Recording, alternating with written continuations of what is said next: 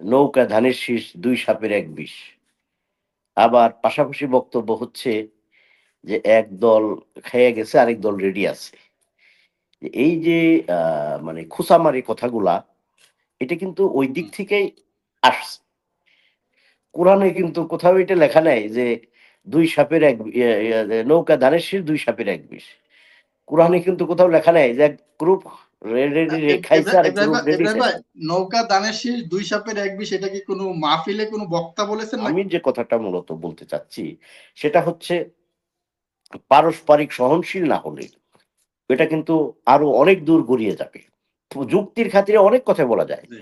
যেমন আমরা বলি আ ১৯৮৬ সালে এরশাদ সাহেবের অধীনে যে নির্বাচন হইল, সেদিন কিন্তু আওয়ামী লীগ এবং জামাত ইসলাম শুনছেন শুভেচ্ছা অভিনন্দন। আসলে বিষয়টা একটু সেনসিটিভ। এই কারণে দীর্ঘদিনের সম্পর্ক, ভুল ত্রুটি পেরিয়ে আমরা পারস্পরিক সম্প্রীতির মধ্যে দিয়েই চলে আসছিলাম। কিন্তু আমার তো মনে হয় শুরুটা একটু উনারাই করেছেন।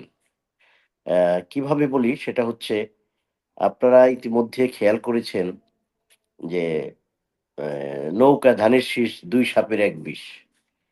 আবার পাশাপাশি বক্তব্য হচ্ছে যে একদল খেয়ে গেছে, আরেক দল রেডি আছে। এই যে আ মানে খোঁচামারি কথাগুলা, এটা কিন্তু ওই দিক হুম। থেকেই আসছে। এখন আমরা যদি একটু এটার যুক্তি দিতে যাই, তখন হয় আমাদের ভুল হয়, না হয় আমাদেরকে বলা হয় যে এই যে এদের গায়ে লেগে গেছে।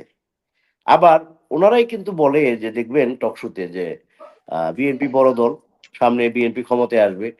এ ধরনের কথা উনাদের মুখ থেকে বের হয়।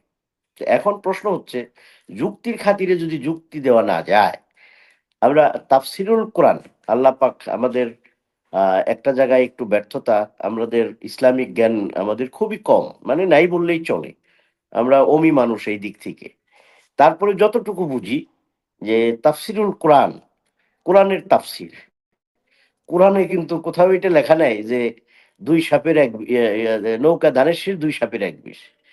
কোরআনে কিন্তু কোথাও লেখা নাই যে এক গ্রুপ খাইছে, আরেক গ্রুপ রেডি ইব্রাহিম ভাই খাইছে। নৌকা দানের শীষ ২ সাপের ১ বিষ, এটা কি কোনো মাহফিলে কোনো বক্তা বলেছেন নাকি এমনিতে অনেকে বলে? আমরা আওয়ামী লীগের অনেককেও দেখেছি এরকমটা বলতে, বা যারা আওয়ামী লীগ সমর্থন করেন বা জনগণের মধ্যে, সাধারণ পাবলিকের মধ্যে। মাহফিলে এরকম ও কথা কি কেউ বলেছে যে ২ সাপের ১ বিষ নৌকা দানের শীষ? এইটা এইটা আপনি শোনেন।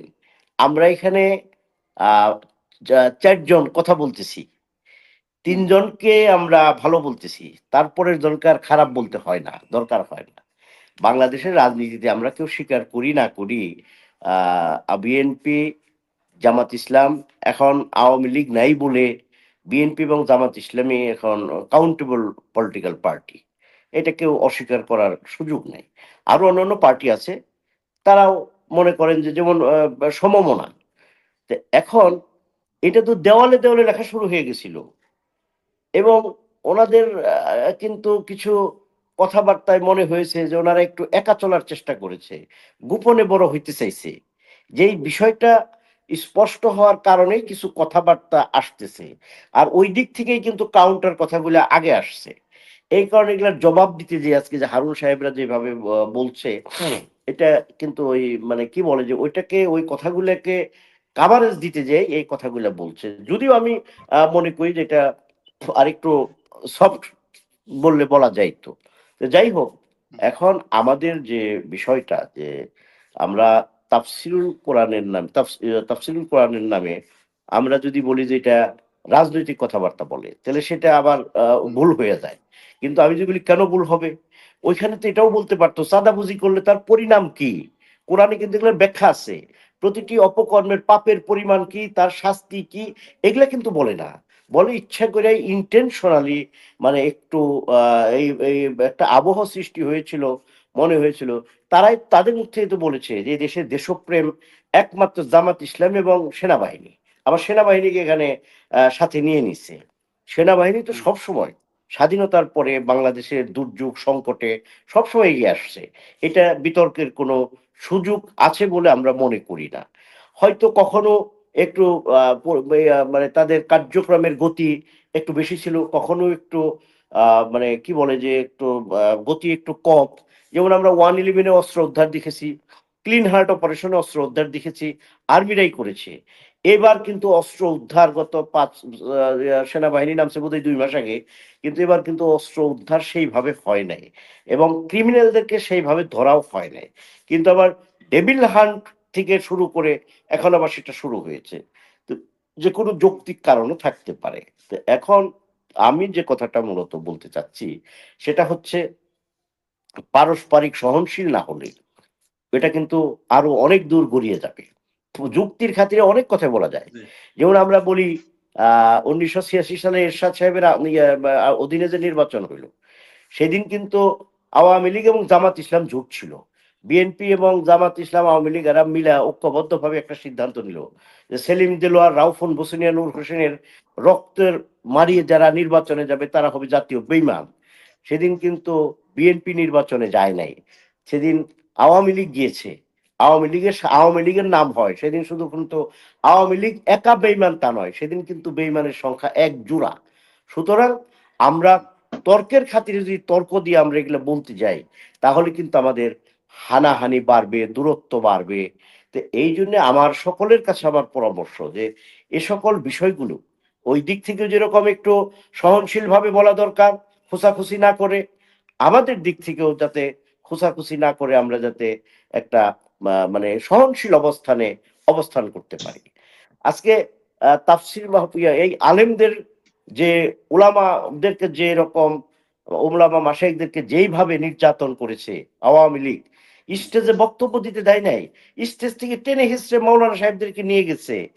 স্টেজে মাওলানা সাহেবদেরকে গালিগালাজ করা হয়েছে এবং কথা এই যে যেমন মনে হয় আমার ভাই উনি উনি বলেই ফেললেন যে একজন ভদ্র ভাই, উনি অবশ্য ভদ্রভাবে বলছে, কিন্তু আমরা টেলিভিশনের পর্দায় দেখেছি খুব খারাপভাবে কটাক্ষ করে লাথি মারবে, বের করে দিবে, বিভিন্ন কথা বলে তারপরে আলেম ওলামাদেরকে যে অপমান বিগত স্বৈরাচার এবং তার দূষররা করেছে সেটা কিন্তু আমরা কখনোই মানে কি বলে যে সহজভাবে নেই নাই। আমরা কিন্তু প্রতিবাদ ইব্রাহিম ভাই, করেছি। আপনি 5 সেকেন্ড সময় দিলে আপনার সাথে একটু যুক্ত করতে চাই। আপনি একটু পরে বলেন, মনে রাখেন, নোট করেন, প্লিজ নোট করেন। যে আমরা হুম, যে অবস্থার দিকে আমরা যাচ্ছি, আমার মনে হয় এটা কারুর জন্য ভালো হবে না।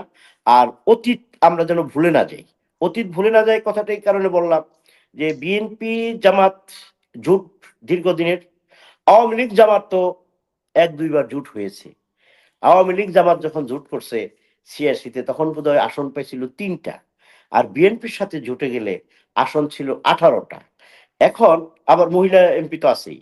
এখন কোথায় কার সাথে জোট করলে বা কোথায় কার সাথে বসলে আমার আমার বা আমার দলের লাভবান হবে, এটা যদি আমরা বুঝে সিদ্ধান্ত না নিয়ে এবং বিগত দিনের অতীত রেকর্ডকে যদি আমরা একটু স্মরণে না আনি তাহলে এই দায় কে নিবে? জি। এই দায় কে হিসেবে নিবে? দ্বিতীয় পর্যায়ে নতুন এই যে ৩০ সেকেন্ড নতুন করে বিভিন্ন কথা বলা হলো। ওনারা সব ক্ষমা করে দিবে। একটা এরকম আমির সাহেব বক্তব্য বলেছিল। আরেকটা ভারতের সাথে ভালো সম্পর্ক করবে। ভারতের সাথে সম্পর্ক আ মানে করতে তো নিষেধ নেই। আমি যদি আপনার বাড়িতে দাওয়াত খাই, আপনি যদি আমার বাড়িতে দাওয়াত খান, এটা